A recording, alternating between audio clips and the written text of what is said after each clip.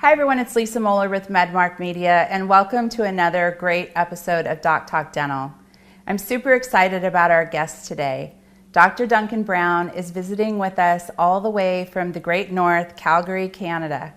Dr. Brown graduated from the University of Toronto in 1975 with a Doctor of Dental Surgery and became a specialist in orthodontics in 1978. Duncan's warm smile, sense of humor, and relaxed attitude are characteristics his patients and team all love about him. This is truly a doctor who loves his job and what he does. It's such an honor to welcome Dr. Duncan Brown to DocTalk Dental. Thank you. Welcome. Thank you. Thanks for joining us today. It's an honor to be here. Thank you. Coming all the way from Canada to warm Arizona in August. Oh, there's nothing wrong with Arizona in August. So, Dr. Brown, tell us about your orthodontic practice and how and when you got into orthodontics. Well, I started in orthodontics in 1978. I moved to Calgary in 1979 and set up an office.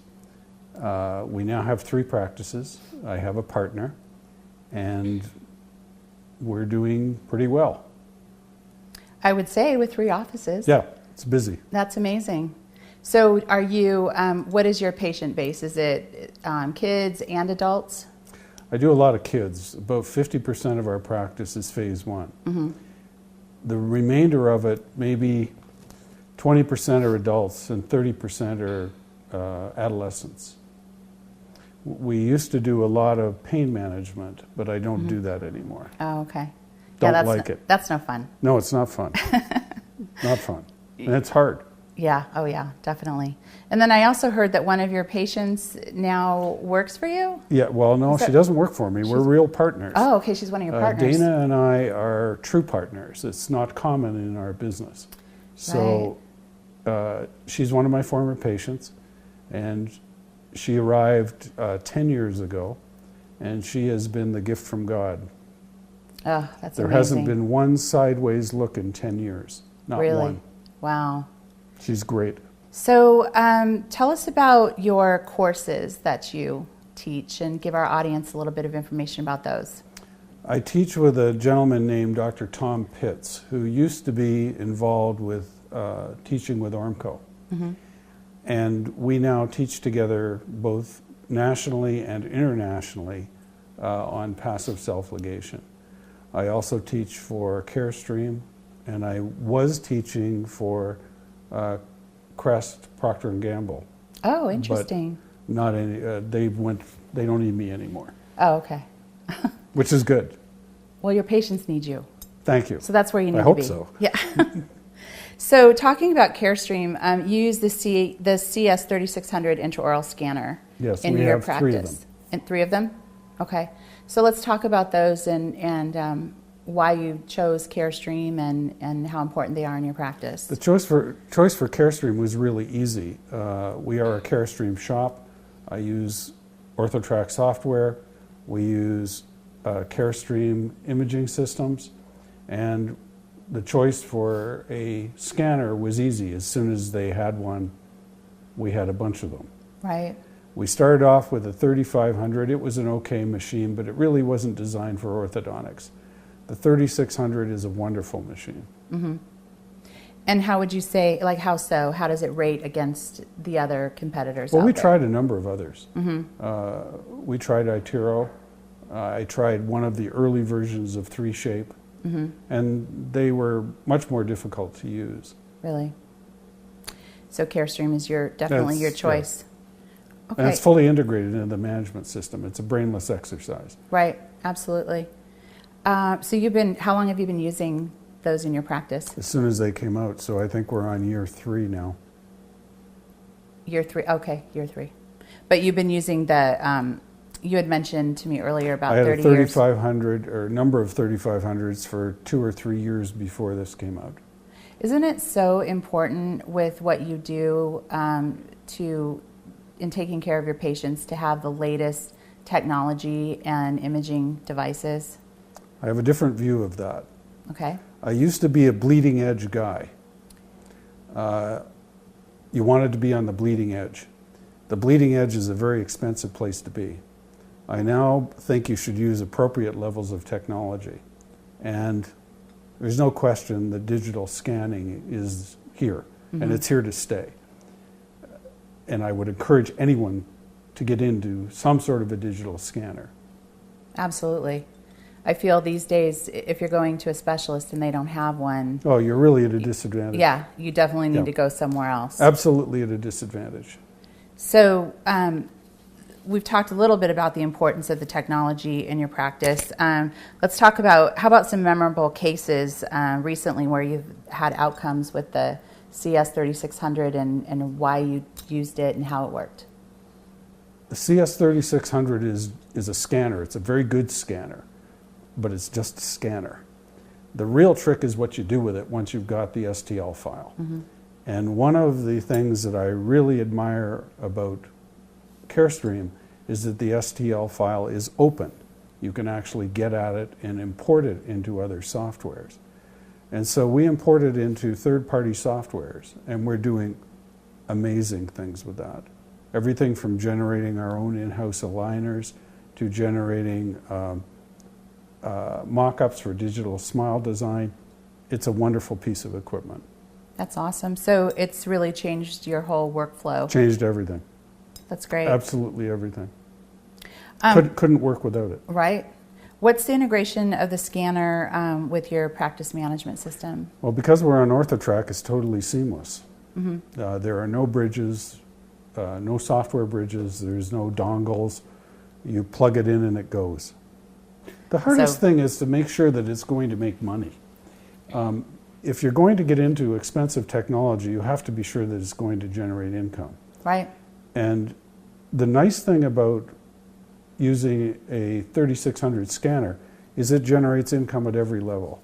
It takes less time to take a scan than it does to take a set of impressions. It's much less traumatic for the patient.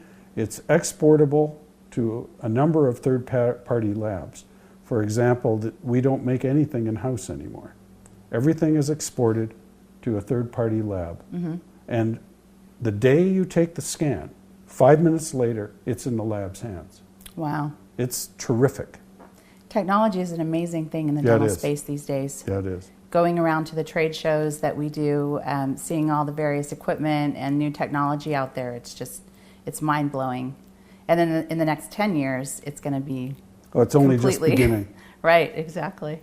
So tell us about, tell our audience about 3 best practices that you use within your practice that you could share with them. Well, the number one thing was, I hope there's no general dentist watching. The number one thing was to stop seeking general dental referrals and become a patient-centered practice. We've had a number, we're in the oil business in Calgary, so there's been ups and downs. And the most wonderful thing is when there's been a down because the oil prices are in the tank, our practice hasn't changed because it's all driven by patients, not by dentists. That was number one. The second would be to adopt an aesthetics-based diagnostic protocol. Nobody cares whether you get the overbite correct. Everybody cares if the aesthetics don't work out. Right. And so starting with that in mind is a good thing. The third aspect is employ appropriate levels of technology. Have an intraoral scanner. Have a cone beam machine. Those 2 things do everything. And our whole practice is based on digital imaging, either photography or cone beam scans or STL intraoral scans. Right. That's where Carestream comes in. That's where Carestream comes in. So that's an interesting point of view on that you don't rely on the referrals from the GPs. So how does that change your marketing efforts within your practice? Changes everything. We market to patients. So there's no more rubber chicken dinners with referring dentists. I go to referring dentists if I like them. Right. And that's really fun. And the rest of it we spend on our patients. It's good. I think that it varies. I think doctor to doctor on their opinion with that. So that's yes. We still need dental referrals. Yes. But we don't. You're not going to, in my opinion, you're not going to seduce them the way it was when I started in practice. When I started in practice, if you hung up a shingle and you took a dentist out for lunch, he was your referral forever. And that is not the case anymore. Right. Times have changed, They definitely. certainly have. Definitely. So living in beautiful Canada, you actually live outside of Banff, which is, Yes. I don't know, for those of you who don't know, that's an amazing location in Canada. It's beautiful. Tell us about what do you like to do in your free time? I mean, Well, do you ski? Are you a big outdoors guy? I ride a bike.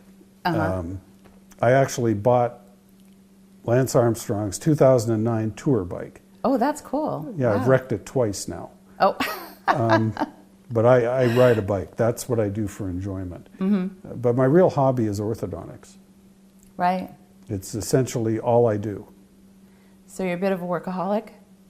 That's what my wife says. Hopefully you get to spend a little bit of time with your family. Yes, I do.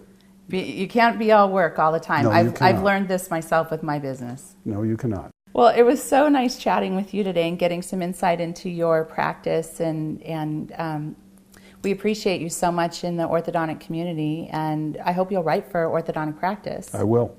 We would love that. I will do that. Okay, and come back again and see us? I would love On to come DocTalk? back anytime Okay. you'd like. All right, thanks so much. You're welcome. Take care. Have a great day. You too.